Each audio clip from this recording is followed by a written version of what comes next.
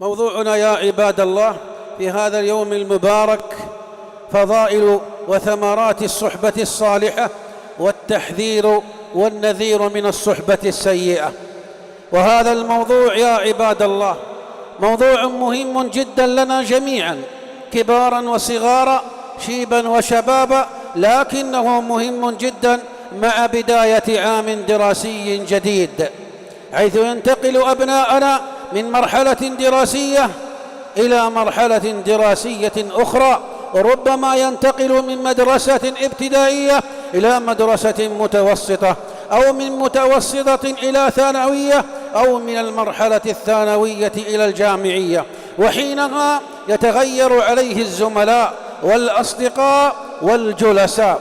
عباد الله أيها المسلمون، إن الإنسان جبل على مخالطة الآخرين، وأن يتخذ له جلساء وأصدقاء يأنس بهم ويتحدث إليهم ويشاورهم في أمور دينه ودنياه. فالأصدقاء يا عباد الله متفاوتون، الأصدقاء متفاوتون ومختلفون في دينهم وأخلاقهم، فمنهم الصالحين الفضلاء الذين يدلونك على الخير وعلى خير الدين والدنيا معا، ويفتخر المسلم بمجالستهم، ومنهم السيئون في دينهم وأخلاقهم ودنياهم، لا تسمع منهم نصحا ولا رشدا، همهم سماع الحرام وشرب الحرام ومشاهدة الحرام والغيبة والنميمة، فهم والله مفتاح لكل شر مغلاق لكل خير. ومصاحبة هؤلاء وأمثالهم يا عباد الله حسرة والله وندامة وخزي في الدنيا والآخرة. وصور الله لنا هذا الخزي والحسرة والندامة في يوم القيامة، عندما يتحسر ممن جلس مع أصحاب السوء وجلساء الشر، يتحسر في ذلك اليوم العظيم. قال الله: ويوم يعض الظالم على يديه يقول يا ليتني اتخذت مع الرسول سبيلا، يا ويلتى ليتني لم أتخذ فلانا خليلا، لقد أضلني عن الذكر بعد إذ جاءني، وكان الشيطان للإنسان خذولا. وفي ذلك اليوم العظيم يوم لا ينفع مال ولا بنون، الأخلاء يومئذ بعضهم لبعض عدو إلا المتقين الذين يصاحبونك لله وفي الله. لعلنا يا عباد الله نذكر سريعا بعضا من ثمرات مجالسة الصالحين ومعرفتهم، وبعضا من الآثار السيئة من مجالسة أهل السوء والضلال. لقد ضرب لنا سيد الأنام صلى الله عليه وسلم مثلا حيا يصور لنا فيه فوائد الجليس الصالح والآثار السلبية من مجالسة الجليس السوء. وهكذا كان صلى الله عليه وسلم يضرب لنا الأمثال دائما لتقريب المعنى للسامع وتخيله في رأسه.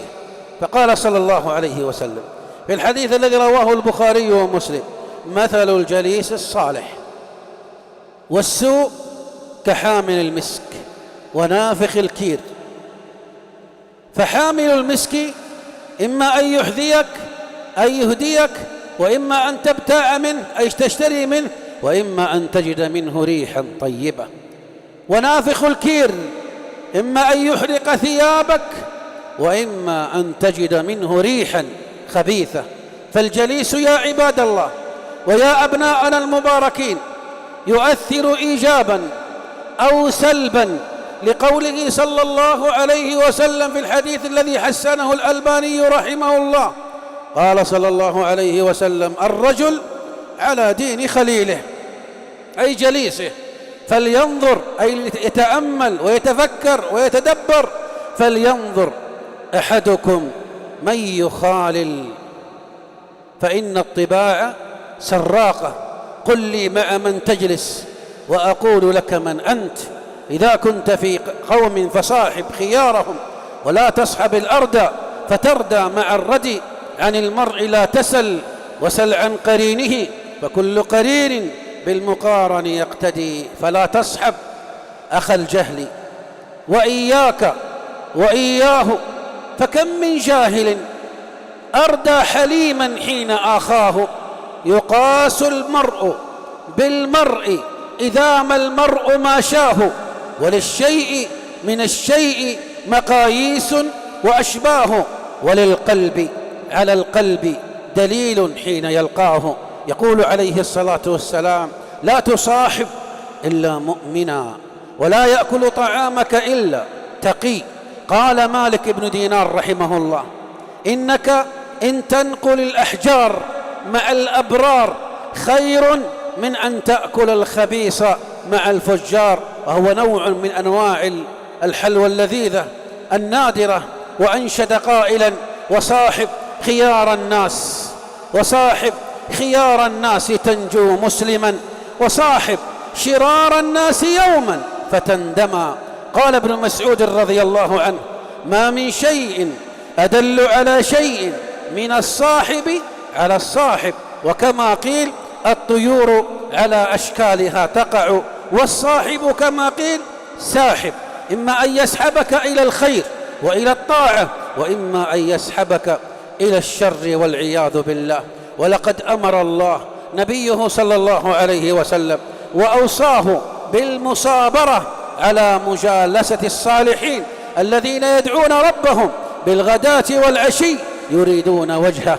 فقال سبحانه: واصبر أي يا محمد، واصبر نفسك مع الذين يدعون ربهم بالغداة والعشي يريدون وجهه، ولا تعد عيناك عنهم، ولا تعد عيناك عنهم تريد زينة الحياة الدنيا، ولا تطع من أغفلنا قلبه عن ذكرنا واتبع هواه وكان أمره فرطا.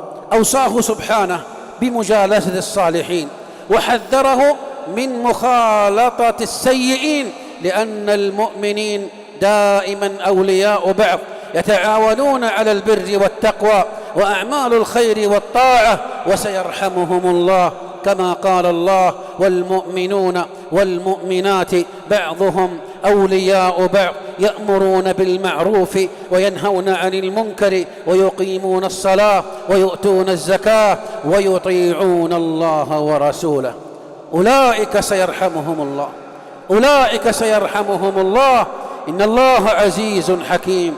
اللهم ارحمنا وتجاوز عنا، وهيئ لنا يا ربنا جميعا صحبة صالحة مصلحة تكون عولا لنا على الدين والدنيا معا، وابعد عنا شر الأشرار وكيد الفجار يا ذا الجلال والإكرام.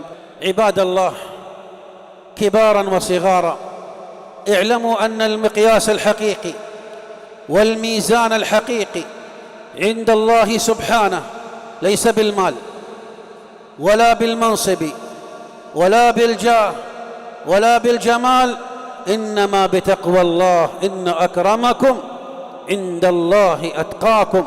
لا فضل لعربي على أعجمي، ولا لأبيض على أسود، ولا لأسود على أبيض، إلا بالتقوى. اختر صحبة الأتقياء، اختر صحبة الأتقياء أهل الخير والصلاح، تعرف عليهم وجالسهم ولو قليلا، فإن صحبة الأتقياء والصالحين منجاة في الدنيا والآخرة. وربما دعوة منهم تنير لك الطريق وتسهل لك كل صعب وتهون عليك كل عسير، بل تكون في الآخرة منجاة لك من النار. فصحبة الأخيار تنجي من النار. سئل الحسن البصري رحمه الله عن قوله تعالى في سورة الشعراء: فما لنا من شافعين، فما لنا من شافعين ولا صديق حميم، هذه النات أهل الجحيم. فقال رحمه الله: يكون هذا في يوم القيامة إذا أدخل أهل الجنة الجنة وأدخل أهل النار النار، فإن رجلا من أهل الجنة يقول: يا رب أين صاحبي فلان؟ يا رب أين صاحبي فلان؟ أين صديقي فلان؟ أين جاري فلان؟ لا أراه معنا في الجنة. فيقال له: هو في النار، النار التي طالما حذرنا منها الجبار سبحانه وتعالى مرارا وتكرارا. يا أيها الذين آمنوا قوا أنفسكم وأهليكم نارا وقودها الناس والحجارة.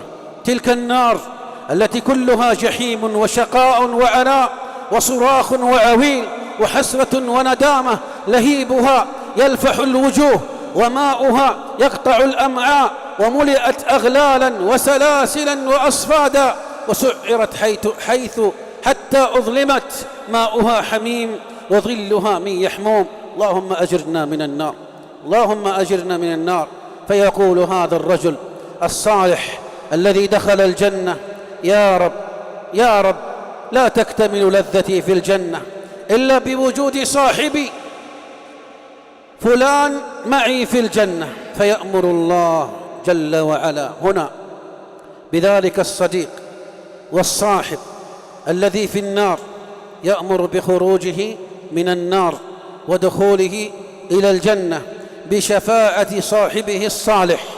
وهنا عندما يرون أهل النار هذا الذي كان معهم في العذاب وفي الجحيم، يرونه خارجا من النار، فيستغربون فيسألون ويقولون: كيف خرج هذا؟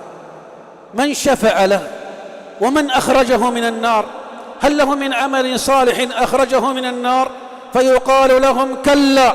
فيقولون: هل أبوه شهيد أو أخوه شهيد؟ فيقال لهم: لا. فيقولون: هل شفع له الأنبياء والمرسلين؟ فيقال لهم: لا. فيقولون: من شفع له إذن؟ فيقال لهم: شفع له صديقه الصالح. عندها يا عباد الله يصرخون ويصيحون بكل ندامة وحسرة، لأن ليس لديهم أصدقاء صالحين أو يعرفون صالحين، فيقولون: فما لنا من شافعين، فما لنا من شافعين على صديق حميم، فلو أن لنا كرة فنكون من المؤمنين. يقولون: يا ليتنا نرجع إلى الدنيا ونكون من المؤمنين ونصادق المؤمنين. إن الصالحين يا عباد الله كبارا كنتم أو صغارا، إن الصالحين إذا غبت عنهم فقدوك، وإذا غفلت نبهوك، وإذا دعوا لأنفسهم لم ينسوك. هم كالنجوم الساطعة في السماء، دليلا للحائرين، وزينة في الرخاء، وعدة في الشدة. يكفيك أنهم في الله أحبوك. هذا، وصلوا وسلموا على رسول الله كما أمر المولى سبحانه وتعالى في كتابه: إن الله وملائكته يصلون على النبي يا أيها الذين آمنوا صلوا عليه وسلموا تسليما.